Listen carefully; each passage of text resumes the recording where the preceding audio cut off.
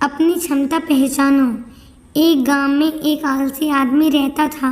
वे कुछ काम धाम नहीं करता था, बस दिन भर निठल्ला बैठकर सोचता रहता था कि किसी तरह कुछ खाने को मिल जाए। एक दिन वह यूं ही घूमते घूमते एक आम के बाग में पहुंच गया। वहां रसीले आमों से लदे कई पेड़ थे। रसीले आम देखकर उसके मुंह में पानी आ गया और आम तोड़ने वह एक पेड़ पर चढ़ गया। लेकिन जैसे ही वह पेड़ पर चढ़ा, बाग का मालिक वहां आ पहुंचा।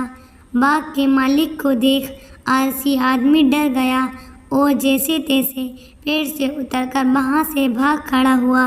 भागते भागते वह गांव के बाहर स्थित जंगल में पहुंचा। वह बुरी तरह थक गया था, इसलिए एक पेड़ के नीचे बैठकर सुस्ताने लगा। तभी उसकी नज़र एक लोमड़ी पर पड़ी।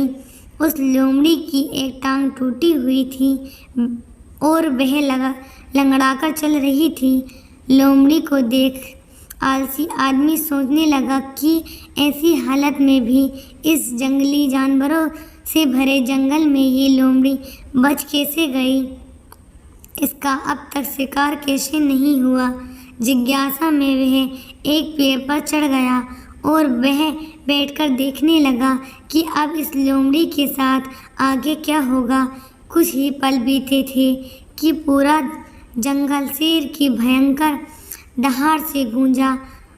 जैसे सुनकर सारे जानवर डर कर भागने लगे, लेकिन लोमड़ी अपनी टूटी टांग के साथ भाग नहीं सकती थी। वह वहीं खड़ी रही। शेर लोमड़ी के पास आने लगा।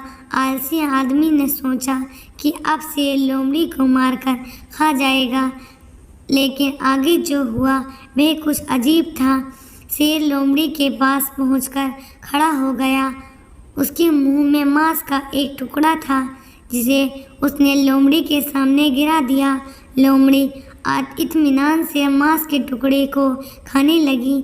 थोड़ी देर बाद शेर वहां से चला गया था। ये घटना देख आलसी आदमी सोचने लगा कि भगवान सच में सर्वेसर्वा है। उसने धरती के समस्त प्राणियों के लिए, चाहे वह जानवर हो या इंसान, खाने पीने का प्रबंध कर रखा है।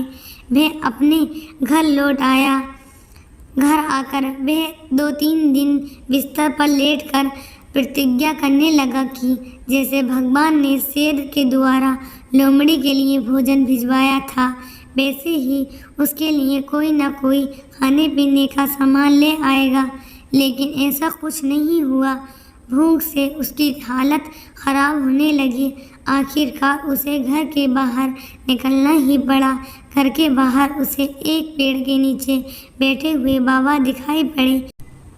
वह उनके पास गया और जंगल का सारा वृत्तांत सुनाते हुए बोला, बाबा जी, भगवान मेरे साथ ऐसा क्यों कर रहे हैं?